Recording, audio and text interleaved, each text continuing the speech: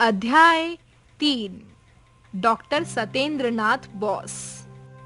महान गणितज्ञ और भौतिक शास्त्री सत्येंद्र नाथ बोस का जन्म 1 जनवरी सन 1894 ईस्वी को कोलकाता में हुआ था। इनके पिताजी श्री सुरेंद्र नाथ रेलवे विभाग में कार्य करते थे। पिता ने बालक सत्येंद्र नाथ को बड़े लाड़ प्यार से बड़ा किया था। इनके पिता ज्योतिष विज्ञान को बहुत माना करते थे।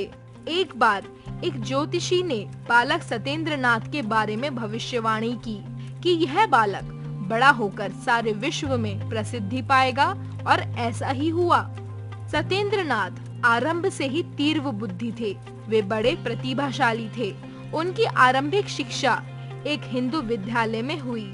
वे जो पाठ पढ़ा करते थे उसे शीघ्र ही याद कर लिया करते थे। अध्यापक भी उनकी प्रशंसा करते न थकते थे।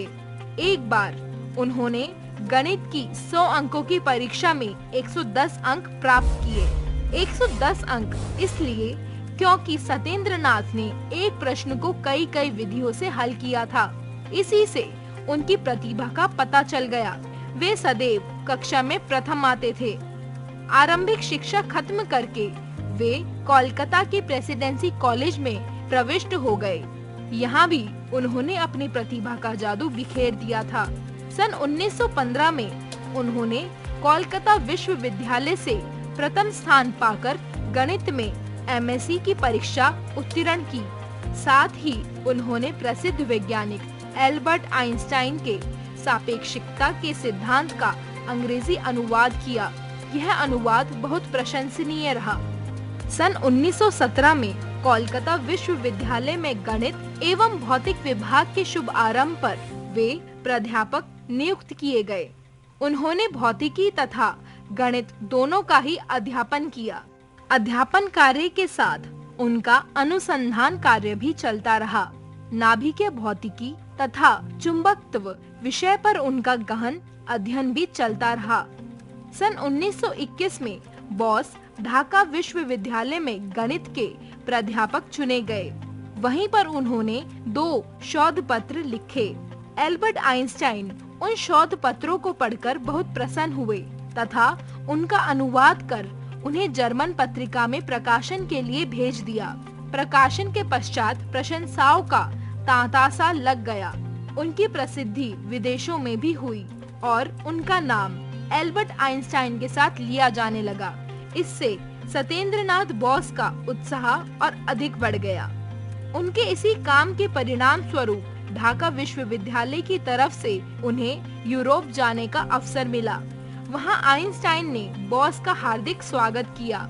उन्होंने मैडम क्यूरी और डी ब्रोगली के साथ कार्य किया। सभी वैज्ञानिकों ने उनकी प्रशंसा की। यूरोप से वापस ढाका आने पर उन्हें सम्मानित कर विश्वविद्यालय के भौतिक विभाग का अध्यक्ष नियुक्त कर दिया गया। सन 1954 में सत्येंद्र नाथ पेरिस गए। वहां उन्होंने गोष्ठी में अपने भाषण और विचारों से सबको मोहित कर लिया। ताप और विकिरण संबंधी उनकी शोध को सुनकर और देखकर वैज्ञानिकों ने उनकी बहुत प्रशंसा की। बोसोन कणों का नाम उन्हीं के नाम पर रखा गया।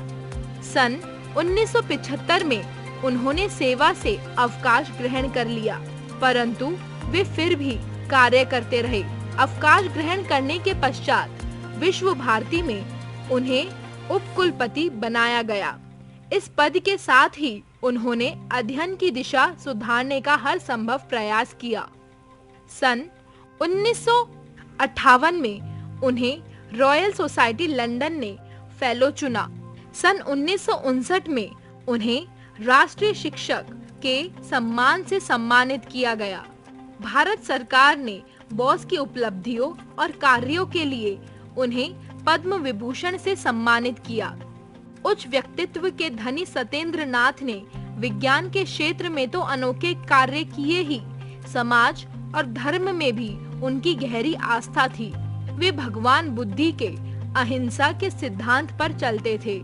अधिक आयु होने पर भी वे ज्यादा से ज्यादा विचार गोष्ठियों में भाग लेते और विचारों का आदान प्रदान करते थे। उनकी सेवाओं के लिए संस्थान तथा वैज्ञानिक हमेशा आकांक्षा रखते थे। 4 फरवरी सन 1974 में अचानक हृदय गति रुकने से सत्येंद्र नाथ का देहावसान हो गया। उनके निधन से भारत देश ने एक महान वैज्ञानिक खो दिया। उनके कार्यों का हमारा देश सदा आभारी रहेगा। अध्याय